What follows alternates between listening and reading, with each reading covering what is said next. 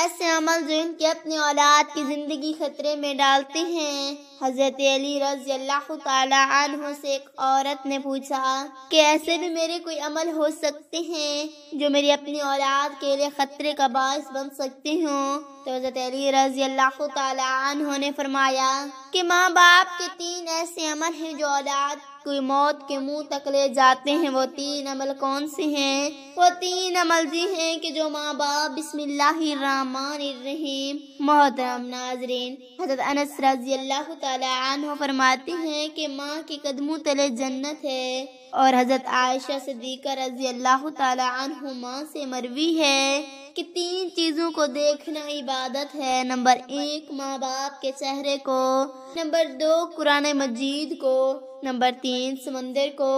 مسلم شریف کی حدیث میں یہ بات روایت ہے کہ محمد صلی اللہ علیہ وآلہ وسلم نے فرمایا کہ اگر میں ماں باپ کو اس دنیا میں زندہ پاتا اور اگر میں عشاء کے فرض پڑھ رہا ہوتا اور میرے ماں باپ میں سے کوئی مجھے آواز دے تو میں نماز چھوڑ کر انہیں لبیک کہتا۔ ایک مرتبہ حضرت علی رضی اللہ تعالی عنہ اپنے حجرے میں موجود تھے کہ ایک بوڑھی عورت آئی اور عرض کرنے لگی، اے امیر المومنین، میری 2 ہی اولادیں ہیں، ایک بیٹا اور ایک بیٹی، وہ دونوں ہی نافرمان ہیں اور وہ دونوں اکثر بیمار رہتے ہیں۔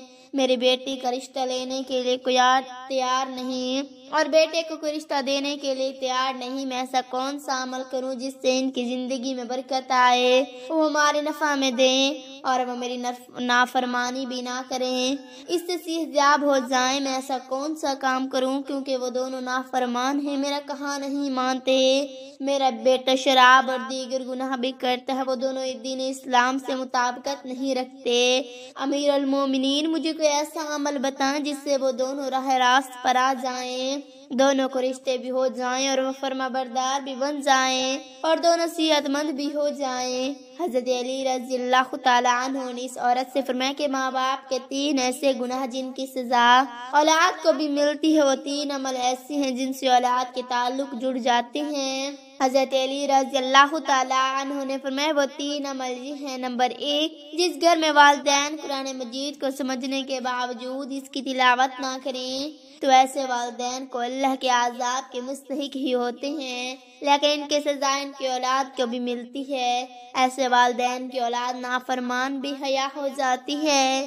آپ اپنے گھروں میں دیکھیں کہ قرآن مجید جو کہ اللہ تعالیٰ کی آخری کتاب ہے اور محمد صلی اللہ علیہ وآلہ وسلم پر نازل ہوئی، جو کہ قیامت تک کے مسلمانوں کے لیے ہدایت کے منبر ہے، لیکن افسوس کہ رمضان میں قرآن کو پڑھتے ہیں، پہلے تو اس سے ہاتھ بھی نہیں لگاتے تو ہم بہت بڑے گناہ کا مستحق ہوتے ہیں۔ نمبر 2، امیر المومنین حضرت علی رضی اللہ تعالی عنہ نے فرمایا جس گھر میں ماں باپ روزانہ لڑتی ہیں اور ایک دوسرے کو گالیاں دیتے ہیں، جہاں گالیاں دی جاتی وہاں شیطان ہی ڈیرے ڈالتے ہیں، فرشتے نہیں، اور شیطان ان کو ہر وقت بھڑکاتے رہتے ہیں۔ آپ خود سوچیں کہ جس گھر میں ہر وقت شیطان کا بسیرا، فرشتے وہاں نہ آئے تو ایسے گھر کو جہنم ہی ہوگا، کیونکہ فرشتے تو یہودی اور مشرکوں کو گھر میں نہیں آتے۔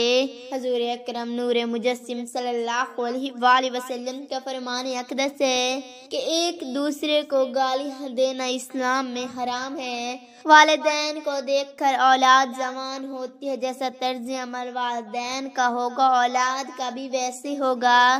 جن بچوں کو ساری عمر اپنے والدین کو لڑائی جھگڑے کرتے گالیاں دیتے دیکھا تو ایسی اولاد سے والدین کیسے توقع رکھ سکتے ہیں کہ ان کی اولاد فرما بردار ہوگی۔ حضرت علی رضی اللہ تعالی عنہ نے فرمایا کہ ماں باپ کو چاہے کہ دین اسلام میں بات چیت کے جو طریقے بتائے گئے ہیں ان پر عمل کرے تاکہ ان چراغ کی تربیت درست طریقے سے ہو، اس طرح آپ کی اولادیں نافرمان اور بے حیا نہیں ہوں گی۔ اپنے گھروں میں نیکی کی باتیں پھیلائیں، اپنی اولاد کو نیکی کا درس دیں۔ اپنی بیٹی کو فاطمہ الزہرا رضی اللہ تعالی عنہما اور حضرت عائشہ صدیقہ رضی اللہ تعالی عنہما کے واقعات بتایا کریں، ان کے طرز زندگی کے متعلق بتایا کریں تاکہ بیٹیاں باپردہ دار ہوں۔ نمبر 3، شیر خدا حضرت علی رضی اللہ تعالی عنہ فرماتے ہیں کہ ماں باپ کی بے پردگی کی وجہ سے ان کی اولاد پر بھی بیماری کا حملہ ہوتا ہے۔ حضرت ابو ہریرہ رضی اللہ تعالی عنہ سے روایت ہے کہ حضور صلی اللہ علیہ وآلہ وسلم نے فرمایا کہ پردہ عورت پر واجب ہے جبکہ بے پردہ عورت پر جہنم واجب ہے۔ جس گھر میں بے حیائی بے پردگی ہوتی ہے تو اللہ کے فرشتے ایسے گھروں میں رہنے والوں کے لیے بد دعا کرتے اور شیطان ایسے گھروں کو اپنا بسیرا بنا لیتا ہے جہاں بے پردگیاں اس گھر کی اولادیں بے حیا نافرمان روایت کاموں کا شکار ہو جاتی ہیں۔ یہی نہیں بلکہ پریشان اور مصیبتیں ایسی اولاد کا مقدر بنتی ہیں۔ یہ ان کی اولاد کے بے پردگی کی وجہ سے ہوتا ہے۔ جس گھر میں بے حیائی ہوتی ہے اللہ تعالیٰ کی برکت رحمت نہیں ہوتی۔ ایسے ماں باپ کی اولاد فتنوں اور بلاؤں سے محفوظ نہیں رہ سکیں گے کیونکہ اللہ کے فرجوں کے فتنوں کو روکتے ہیں وہ تو اس گھر سے چلے جاتے ہیں۔ اولاد ماں باپ کی نافرمانی قدر ہمیشہ پریشانی میں مبتلا ہیں۔ ماں باپ کو چاہے کہ پردے کا خاص خیال رکھے تاکہ ان کی اولاد بھی ان کی پیروی کرے۔ ان کا آپ کا مشاہدہ ہوگا کہ آپ کے ارد گرد جو ماں باپ پردے کا خیال نہیں رکھتے تو ان کی باتیں زبان زد عام ہوتی ہیں۔ اکثر عورتیں یہ کہتی دکھائی دیتے کہ پردہ دل کا ہونا چاہیے تو ایسی عورت پر اللہ کے غضب سے ڈرنا چاہیے۔ اللہ پاک سے دعا ہے کہ اللہ پاک ہمیں اچھی طرح سے پردہ کرنے کی توفیق عطا فرمائے۔ آمین ثم آمین۔